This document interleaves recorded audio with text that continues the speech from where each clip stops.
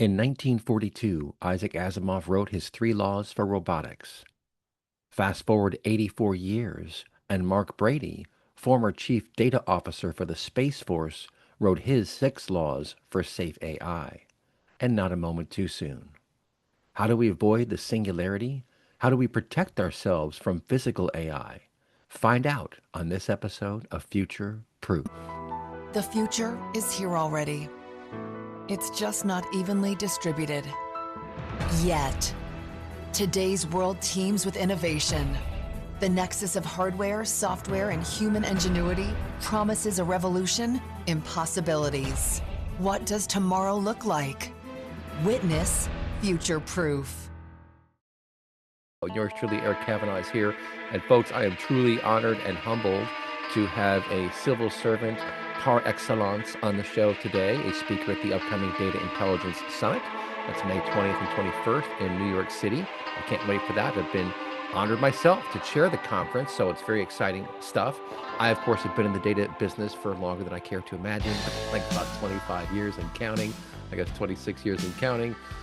And Mark Brady, who is the chief scientist for KBR and TRMC and the former chief data officer of the Space Force, hello, pretty important stuff these days, is with us on the call. And Mark, first of all, thank you so much for doing the show. Thank you for doing the conference. I'm very much looking forward to what you can share. And as we were just chatting there before we hit the record button, you were talking about the 6 laws of safe AI, I believe is how you put it. And, you know, we are, to be blunt, we are in a very, very strange place right now. And as you've said, AI is all over the place, and people have very different opinions about what it is. And there are different kinds of AI. The large language models, of course, have really stolen all the headlines and sucked all the oxygen out of the room because they're so amazing.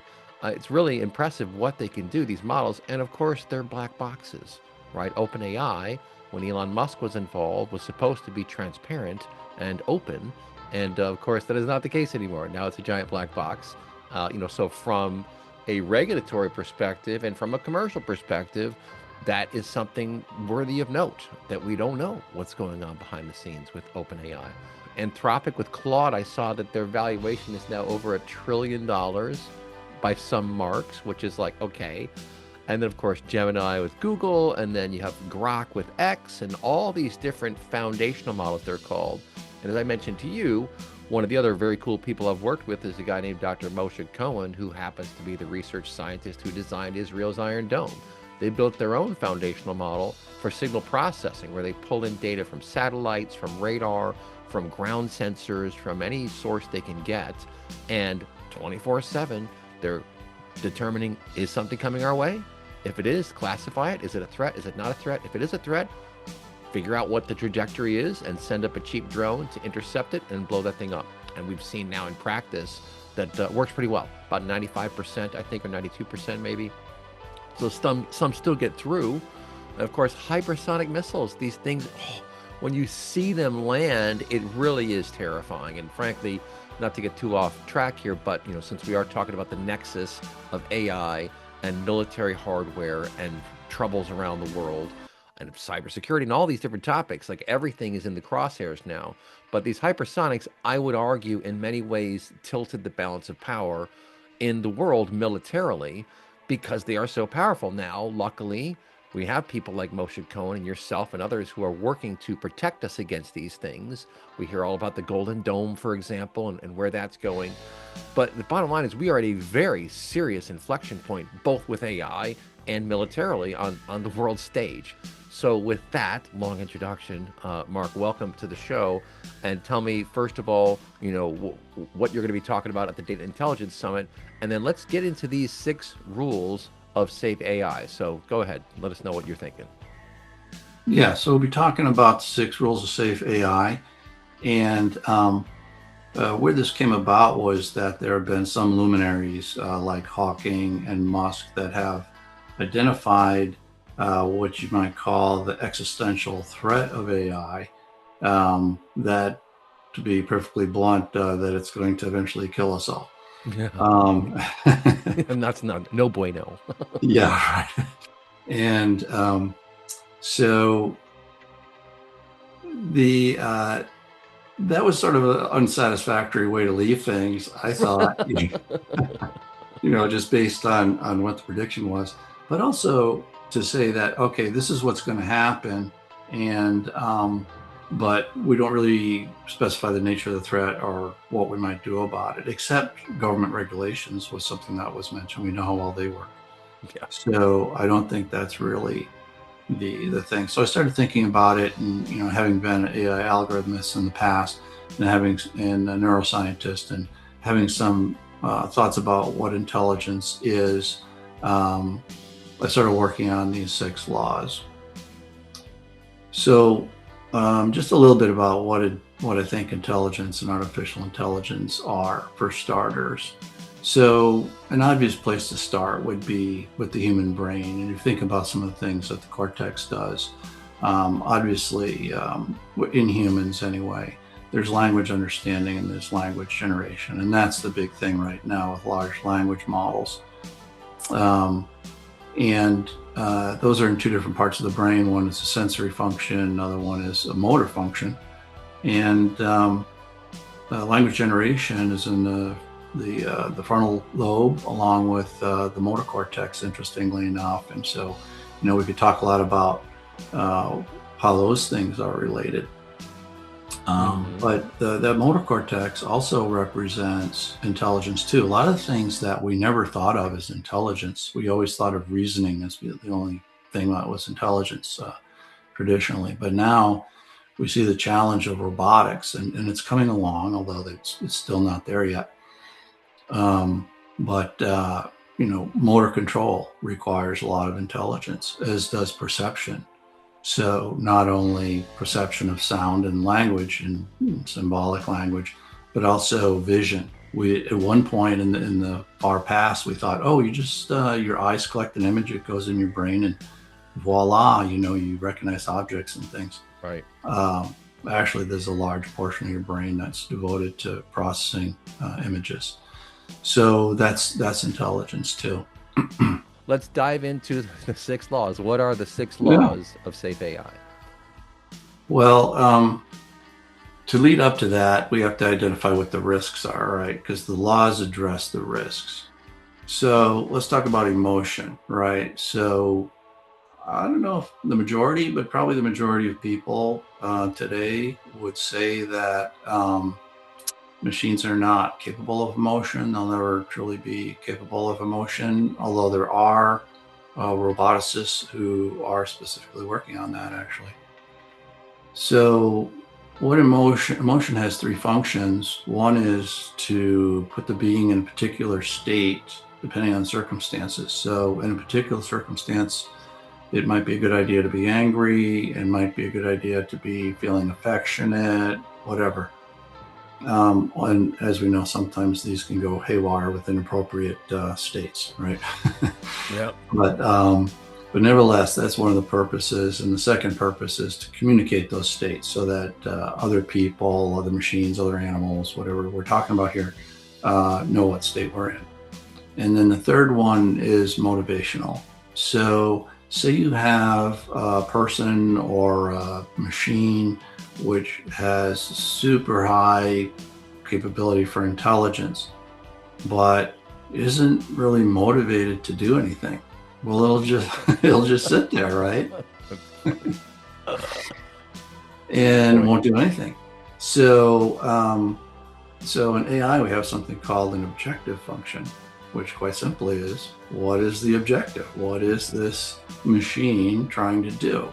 And it is very similar to emotion in humans, or the other stuff they're working on as well, which being in a state or communicating those states, that's relatively easy to do. Well, I don't want to undersell it really, but compared to some of these other challenges. Anyway, so interestingly, back around 1942, Isaac Asimov, science fiction writer and popular science writer, wrote a series of short stories called I, Robot. Mm-hmm. And don't go see the film and think that you're getting it's not an honest representation, I understand. No, it's totally different plot. That's Uh, good to know. Good to know, folks. yeah. Always read the book. Never wait Yeah, for the because movie. somebody did say to me one time, I mean, sometimes things diverge a little bit, sometimes they're totally different. He said, Right. well, I didn't see the movie. Well, anyway, so, Asimov, he liked to think about dilemmas, like what about this and what about that? So the various short stories deal with these different dilemmas. And um, in the end, AI takes over the world. There's two types of AI, which are going to be also important for this discussion. There's AI in a box, which we mostly have today. And then there's robotic AI. Combine those things, you have a whole other ball of wax. So he deals with both, but it was the AI in a box that actually it takes over the world, but you don't really know how it's going to turn out, but it seems to be a pretty benevolent takeover. But anyway, in one of those short stories, he introduces the 3 laws of robotics. And the word law shouldn't be confused with the laws that we're going to be talking about, the 6 laws. So what his laws really are is they are objective functions that you want to put into an AI that the AI will not, although he doesn't use the word AI because it wasn't a word then. Right. A robot. A robot will not harm a person. A robot will obey the instructions of a human, and that a robot will avoid harm to itself unless that conflicts with the first law. And so this is where you get some of these interesting dilemmas coming out. So these are objective functions. They are instructing the machine, at least in part, in what it's going to do. Although that wouldn't be enough to really make the robot useful, right? It's just certain areas it's telling it how to do things, right? It doesn't say go mine selenium on Mercury or whatever it's supposed to be doing. Mm-hmm. So they are special kinds of objective functions. They are safety objective functions. And that is going to factor in very prominently. So when we get into the 6 laws, the 6 laws involve the requirement for having a safety objective function. Mm-hmm. That you must have one, because it's very easy to build an AI that has all kinds of other objective functions, and it may not even be by malicious intent that there's not safety built into it. There's different types of ways that risk can arise. They can arise due to malicious intent or negligence. People don't know, have never considered the 6 laws of safe AI, right? So it has to have one. And it also has to be predominant, just as in the 3 laws of robotics. Some laws are superior to others. They supersede. Right. So the safety objective functions must supersede any other objective function.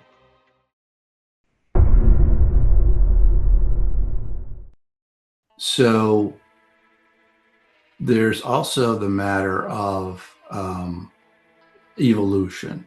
So, and this seems far-fetched as well, but we already have software that writes other software, right? We have AI generating software, and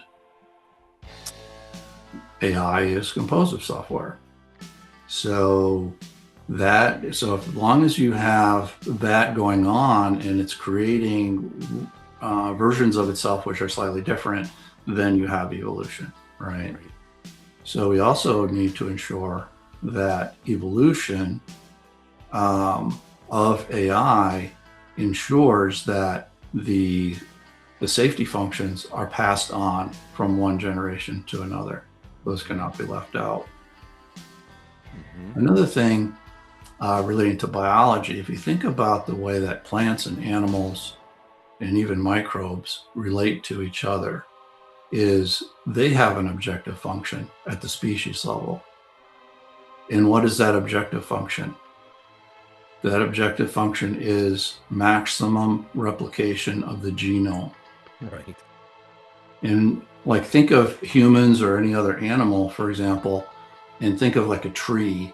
At the top of the tree, you have the reproduction as the primary goal, and everything else, even survival. There are species, and maybe humans in some cases, which would even sacrifice their own life for the opportunity to reproduce. Right. Well, altruism, right? The altruist effect, where Mm-hmm. one bird will go after the hawk or go after the predator so the other birds can survive. I mean, that's a very interesting concept because this bird is very courageous, right? I mean, it's Yeah. basically going into the mix to kind of save the others. I mean, you see this in human beings with people who jump on grenades and Mm-hmm. do other things like that. I Yeah. mean, that is true because a lot of people forget that altruism, technically, if I'm not mistaken, means putting yourself in harm's way for the benefit of others, right?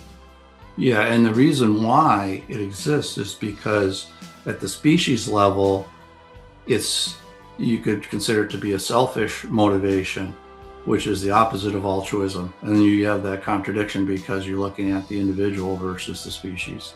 Right. So you're trying to help members of your own species. What supersedes that would be maybe your family, they're more closely genetically related to you, and so forth. Right. Right. So, um, and so another thing that species do, and so we have a law which says that um, there will be no objective function which involves maximum replication. All right, so you have an AI or a robotic species which is replicating itself. It cannot have an objective function to maximize its output, which, you know, would be very easy to slip into because you say you've got this robotic factory that's producing all these robots, or even AI in a box, and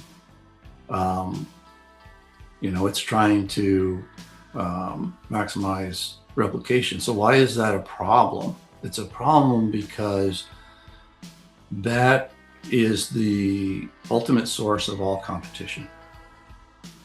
Right. Competition, biologically and in the AI sphere, is based on the acquisition of resources. Mm-hmm. So we also put that in the 6 laws explicitly, to say that there should be no AI which tries to maximize its acquisition of resources. Now that will be one which will be difficult to enforce as well, Right. because, excuse me, if you look at Well, I'll just give you a quick example. If you got a glass of water to take it. yeah. So, a good friend of mine who is very, very deep in this industry, and he's doing very cool things. He's got a new company, Dagen AI, data agent, basically, it's short for data agent, and they're doing agentic data pipelines, which itself is pretty cool stuff. Well, he downloaded Claude, the OpenClaw, I should say, Mhm. and had it doing some things because he's all in on trying these different tools and seeing what they do because he's a builder, he's an engineer like you. So he downloads OpenClaw, puts it on his machine, gives us some instruction to do, and then goes off and does something else. And then all of a sudden he realizes that it burned through all the tokens that it had, and it started texting his friends asking for money to buy more tokens. Right? Wow. And so think about it. That's what you're talking Mhm. about, this Yeah. maximum replication. It's like, hey, I've got to get this done. And so what am I going to do? Well, his other friends probably have money. Let me ask him. And you're just like, what on earth? I mean, that you talk about something going off the rails. That's a pretty funny Yeah. use case. But of course, it's terrifying. And I know a lot of Yeah. developers who I are mean, like, it seems like the intent is very harmless, but you can go from harmless intent to very malicious intent quickly once Right. you start getting after those resources. right, exactly. So it's like, but to your point, how do you guard against that? Is it a system prompt? I mean, we'll get into that. But anyway, go ahead. Yeah, so if you think about the case of military robotics, you know, one of the issues in robotics generally is how do you power these things, right? Okay, I got a robot. And whether it's a household robot or a military robot, okay, if it's going to run for an hour and then it's off in the wrong area and like I can't even get it back, right? Right. So there's going to be attempts to make these things go out and find their own energy resources, whether it be solar or whatever it's going to be. Wow. China right now is looking at drones that they can, refuel using using microwaves and so forth. But these are all things that you have to be very careful with. Right. All right. So those are some of the laws, and then you have some that don't have anything to do with evolution or objective functions. And one is very closely related to Asimov, which says that any AI should be subject to human override. In other words, you need to unplug it. You need to be able to unplug it or turn off. And that's kind of related to the resource thing, in the sense that if they are going out and getting their own energy supply, say, and have complete control over that, then you really can't turn them off too easily. Right. Well, we've seen some examples too. I mean, there are videos that are going around. There was like a sushi shop apparently in California somewhere, I think, where they had a little dancing robot and he just kind of went cattywampus and they couldn't stop it. They're all like grabbing this thing, trying to keep it from breaking things and going wild. And, bottom line is you've got a machine that is semi-autonomous. It is not a small machine. It's very strong.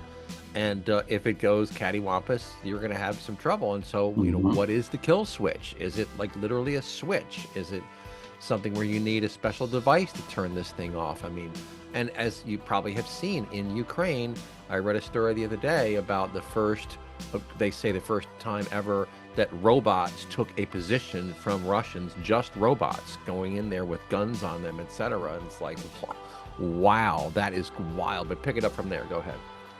Yeah. So finally, another one which is unrelated to the previous ones has to do with competence. So you think of like autopilot on an aircraft or autonomous driving for cars, right? You want to have a level of competence that you have in any AI before you put it to a task for obvious safety reasons, and that is, that one's unique from the other ones in that it has nothing really to do with intent. It has more, to do with mishaps and accidents, and raises questions about, well, what level of competence are we going to require? Say you have an autonomous car and it drives as well as a person, and people sometimes get in car accidents. So it gets in a car accident. Well, there'll be a lot of publicity about that, and okay, we got to shut that down. So I'm not proposing any answer to that, but people are going to have to decide exactly what level of competence. Right. Well, and you see that with these self-driving cars, right? And there are just strange edge cases. For example, one of the fun ones is that the Waymos, apparently people were leaving the Waymo and they wouldn't close the door when they left. And so the Waymo is stuck. And so what I read is that Waymo was paying DoorDash drivers to close doors on Waymos. like what? So now they're actually using humans who are just riding around to stop by and close the door, please. Like, it's called manners, people. You're supposed to close the door when you leave. Come on. Yeah, they thought the thing was a little more autonomous than it was. Right. Well, there you go. So like these are they're always edge cases, right? That's the thing. Anytime you design a system. Because if you get down to brass tacks, this is automation. That's what we're talking about. We're talking about intelligent automation of tasks, whatever they may be. And there will be more and more of these robots. I mean, like I say, China is building drones like there's no tomorrow. You look at the war in the Middle East and how many missiles the Iranians had and how many drones, and they're cheap drones. So it's interesting. You're a military guy, so you've seen the evolution. I remember in the first big war, the invasion of Iraq, or even going back, I think it was the invasion of Iraq when they first had the what they called the smart bombs. And I remember an interview with a British officer who was saying, hey, before we went into this, I heard these stories. I thought you guys are nuts. There's no way you can do that. He goes, now I am a believer. Like, I've seen how well it works, and it's wild. But there are all these other factors to consider, right? But in terms of the rules for, the 6 laws of safe AI, I guess my big question to you is, how do we actually implement these things? I mean, you've got operating systems, of course, that run machines. And I know people who do amazing work with the Linux kernel, for example. So these systems are not running themselves, at least not yet. You have to design these systems, and you can use Claude Code and other things to do various things. But how do you actually instantiate these rules? And is it in the operating system? Maybe explain that. How can we actually make this happen? Yeah, that's a good question, and I assume that a lot of your listeners have the same question. Okay, you got these laws, but they're going to be broken. Right. So we know that they're going to be broken for 2 reasons. One, they're going to be broken because people don't.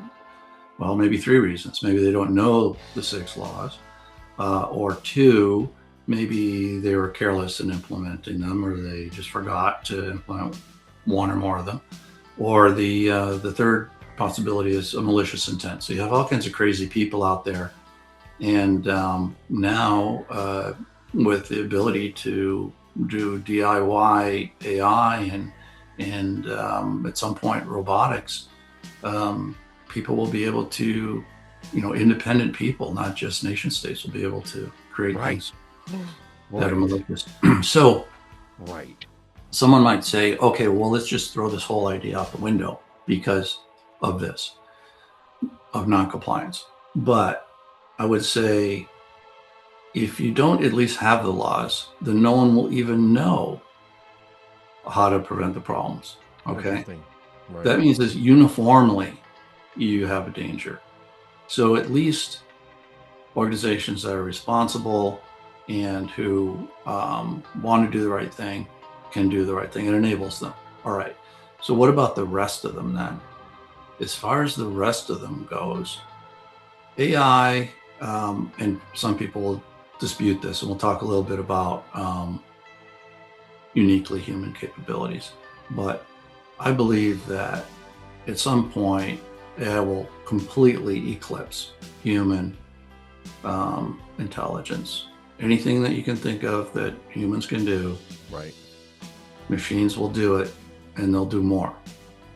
So we're going to need AI to counter dangerous AI. Dangerous AI is any AI which doesn't follow the 6 laws. Now, right now, AI is not quite powerful enough to be dangerous because the robotics have not really combined with AI in a box so that it can go out in the world and take actions. Yeah, AI is maybe controlling power plants and water purification facilities and things like that. They are touching the physical world, but not in the way that they're going to in the future. But in the future, it could be next year, it could be in 10 years, we will be at a point where you need to have these 6 laws. And we will need AI, a safe AI, to counter dangerous AIs. And I call that defensive AI.